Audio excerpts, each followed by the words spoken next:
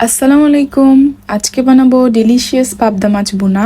এটা খুবই সিম্পল একটা রেসিপি। প্রথমে পাবদা মাছগুলো ম্যারিনেট করে নিতে হবে, আর তার জন্য দিয়ে দেব হলুদ গুঁড়া, মরিচের গুঁড়া আর অল্প একটু লবণ দিয়ে ভালো করে মাখিয়ে 10 মিনিটসের জন্য এটা রেখে দিব।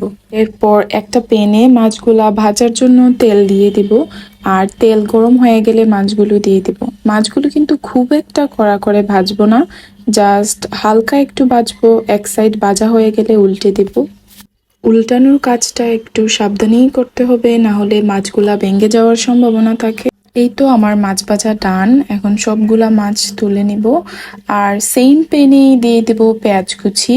আর পেঁয়াজ কুচি দিয়ে we will wait until it turns brown colour, and then পেঁয়াজ বাটা আর রসুন বাটা দিয়ে কিছুক্ষণ ভেজে নিব।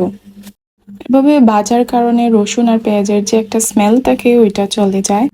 এখন দিয়ে দিব একে একে হলুদের গুঁড়া, মরিচের গুঁড়া, ধনিয়া গুঁড়া আর পরিমাণ মতো লবণ দিয়ে সবকিছু একসাথে মিক্স করে একটু পানি দিয়ে দিব মশলাগুলো কষানোর জন্য।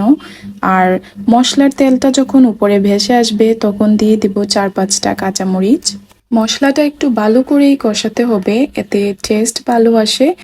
এরপর ঝোলের জন্য পানি দিয়ে ভেজে রাখা সবগুলো মাছ দিয়ে দিব, আর একটু মিক্সও করে দিব।